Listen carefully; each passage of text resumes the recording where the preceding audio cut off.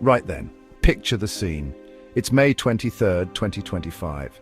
Birds are singing, bees are buzzing, and then, bam! President Trump decides to liven things up. How? By threatening a hefty 25% tariff on smartphones. His condition for Apple was simple. Make the iPhone sold in the US right there on American soil, or else. This wasn't whispered in a serious meeting, it was blasted out on social media. The deadline for this grand, patriotic gesture. June 1st, 2025. TikTok Tim Apple.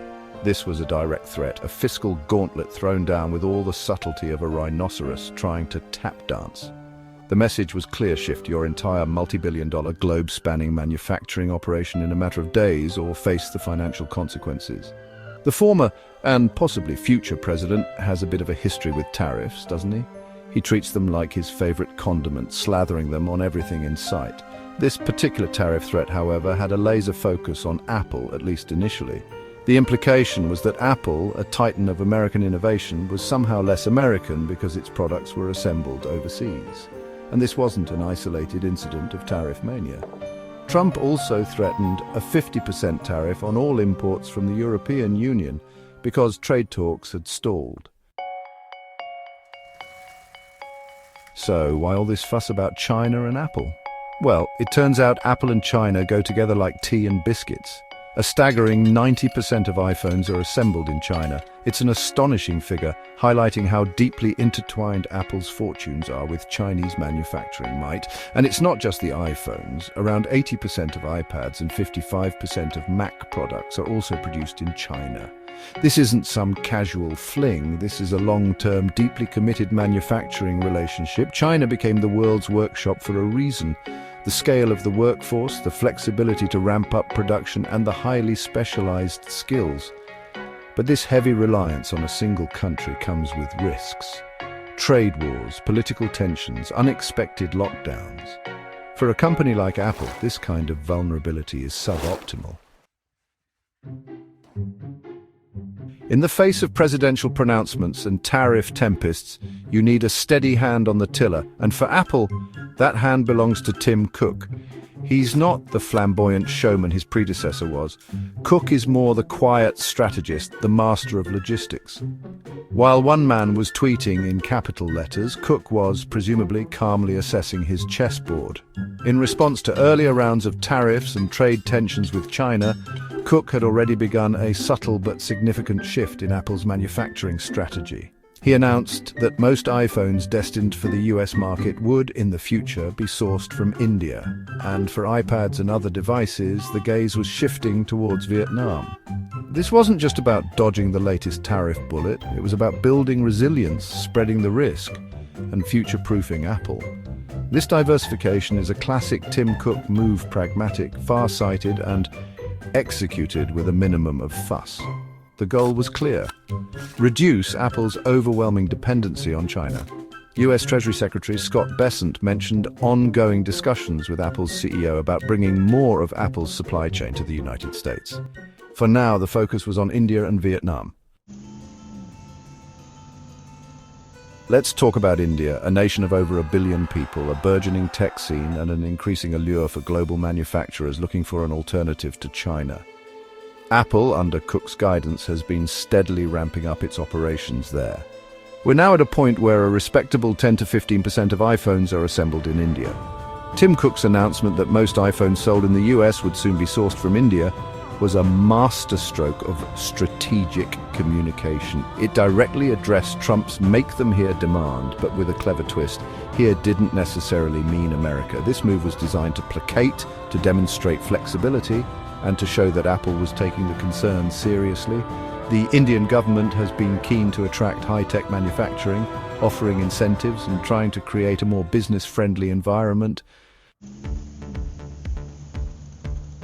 Section 5, Vietnam calling diversification's darling destination. Beyond the vast plains of India, another Southeast Asian nation has been quietly emerging as a crucial cog in Apple's evolving manufacturing machine, Vietnam. This isn't just a token gesture. Vietnam is rapidly becoming a significant hub for the production of some of Apple's most popular devices. Think about the Apple Watch, that little computer strapped to millions of wrists. A remarkable 90% of Apple Watch production now happens in Vietnam. Vietnam also handles a significant chunk of iPad production, around 20% to be precise. This multi-sourcing approach is crucial for resilience. The move into Vietnam, much like the expansion in India, is a proactive step to lessen the company's exposure to the geopolitical seesaw that is US-China relations. Section 6. The All-American iPhone, a wallet-wilting what-if.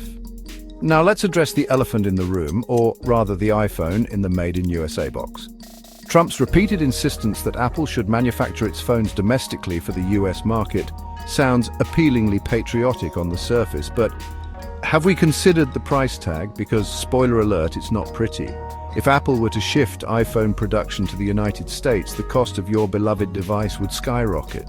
Predictions suggest that a $1,200 iPhone could see its price inflate to anywhere between $1,500 and a truly astonishing $3,500. Some experts even predict an iPhone manufactured entirely in the US could cost over $3,000 per unit.